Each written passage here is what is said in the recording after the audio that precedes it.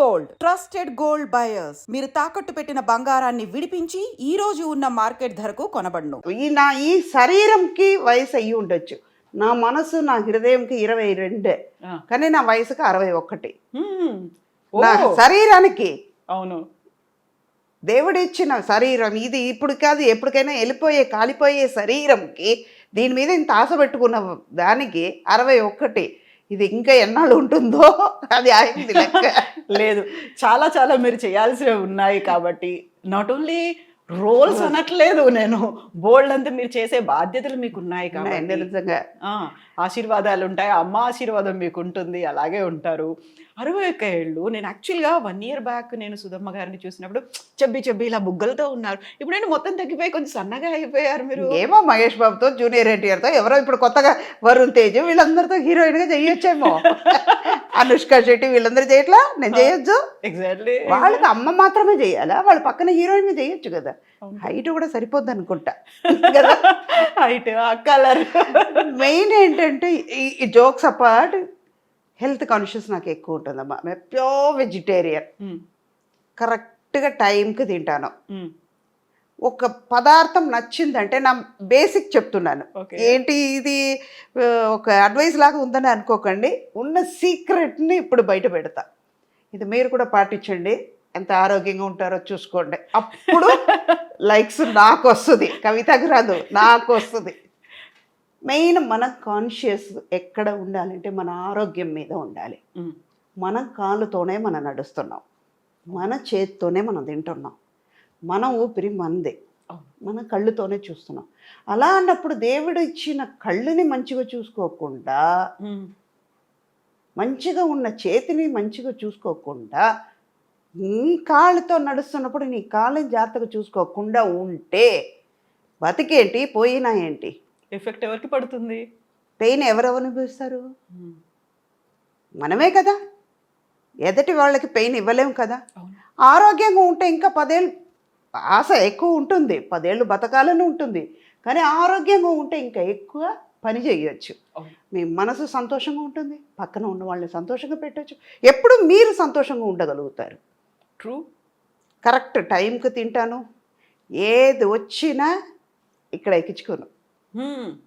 పోతే పోనీ వచ్చింది, ఇవాళ 1 year అయినా కూడా మీ ఐ డ్రీమ్ వాళ్ళకి ఇవ్వాలి, సో ట్రూ. అది నిజంగా ఇది డెస్టినీ రాసి ఉంటుంది. అది కూడా తిరుపతి స్వామివారి దర్శనం అయిన తర్వాత చెయ్యాలని ఆయన రాసిన తర్వాత నేను లెక్క మార్చి రాస్తే కుదురుతుంది. ఎన్నిసార్లు మేము చెన్నైకి వచ్చినా ఎందుకు ఇస్తారు అప్పుడు? మీరు ఇవ్వరు కదా. అన్నీ రాసి పెట్టే ఉంటాయి.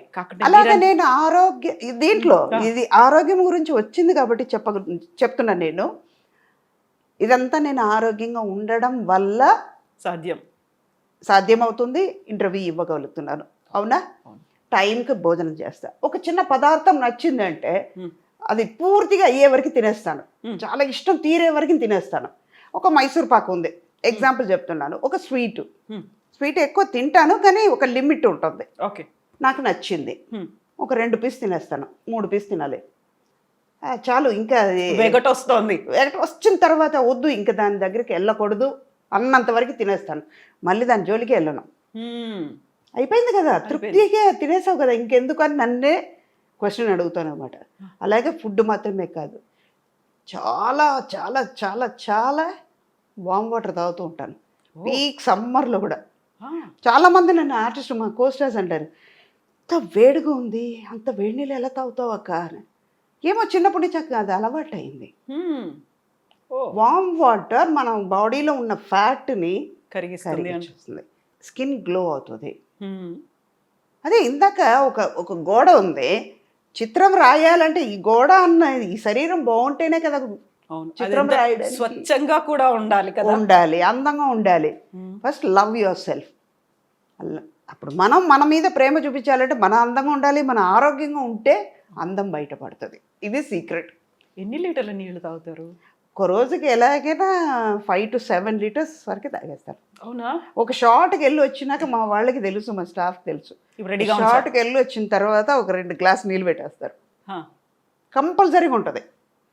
ఆ ఫ్లాస్క్ అని లెక్క ఉంది, అది దానికి బాటిల్ వెళ్తూనే ఉంటుంది. యూజువల్గా అబ్జర్వేషన్లో నేను ఇప్పుడు నా ఫీల్డ్లో అబ్జర్వ్ చేసింది ఏంటంటే, బయటికి లేడీస్ వెళ్తున్నారు అనుకుంటే వాటర్ తాగకుండా ఆపేసుకుంటారు. ఎందుకంటే అక్కడ వాష్రూమ్స్ ఉన్నాయో లేదో, నలుగురు ముందు మళ్ళీ నేను వెళ్ళాలంటే ఒక మొహమాటం ఉంటుంది. కనుక్కొని అక్కడికి మీరు అడ్రస్ చెప్పండి అంటే అక్కడ అవి ఎలా ఉన్నాయో ఏంటో తాగకుండా చాలా వరకు యూరిన్ ఇన్ఫెక్షన్లో లేకుంటే కిడ్నీ ప్రాబ్లమ్స్, స్టోన్స్ ఫామ్ అయ్యాయి, ఇలాంటివన్నీ ఉంటాయి కదా, వాళ్ళకి ఏం చెప్తారు మీరు? అదే ఇందాక ఆరోగ్యం గురించి అక్కడే వస్తుంది. క్లీన్గా మనం క్లీన్ చేసుకోవాలి అంటే మీరు తాగండి. కంట్రోల్ అన్నది మీ చేతిలో ఉంది. అది మీ చేతి దాటి వెళ్ళిందంటే దట్ ఇస్ ద ప్లేస్. మీరు చూసుకుని వెళ్ళాలి. ఇప్పుడు ఇదంతా ఆరోగ్యంగా ఉంటే మీలో ఒక కంట్రోల్ ఉంటే ఎందుకు మనకి బయటకు ఉన్న ఇన్ఫెక్షన్స్ అవన్నీ వస్తాయి.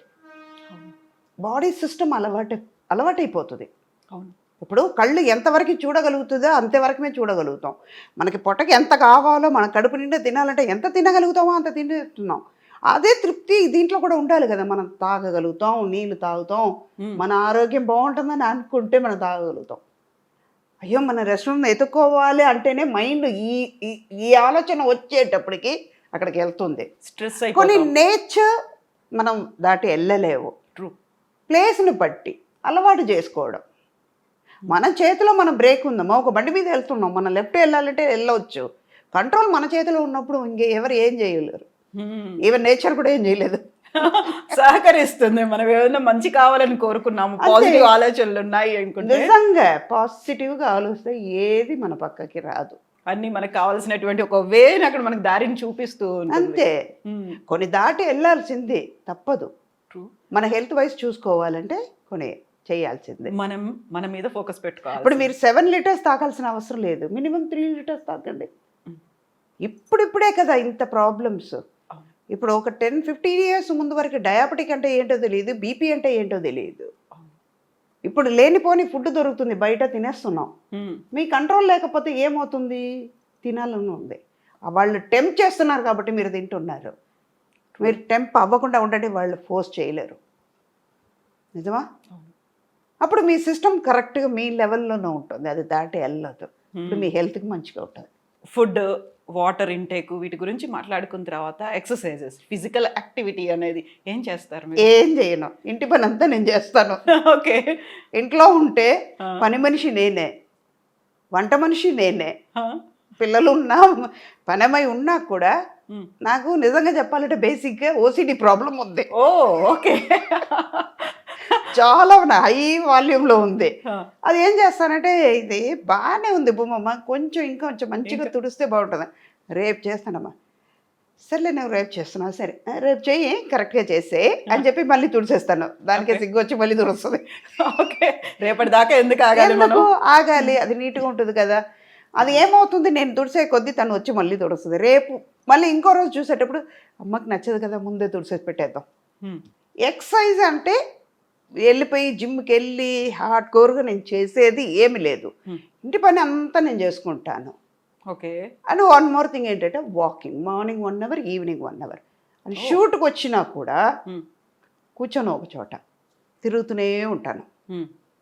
వామ్ వాటర్ తాగే కొద్దీ ఏమవుతుంది, ఫ్యాట్ అంతా కరిగిపోతుంది. మీలో మన బాడీలో ఉన్న టాక్సిన్స్ అన్నీ బయటపోతున్నాయి. ఆటోమేటిక్గా మనలో గ్లో వస్తుంది, మన హెల్త్ బయటపడుతుంది. ఇదే ఎక్సర్సైజ్ అంటే ఇది మెయిన్. మనం అయ్యో ఇవాళ చేయలేమే, ఇది చేస్తే ఎలా ఉంటుందో, ఏమైందో అంటే అది ఆగదు, వచ్చేది వస్తూనే ఉంటుంది. మనం టెన్షన్ అవుతే మాత్రం ఏమవుతుంది? ట్రూ.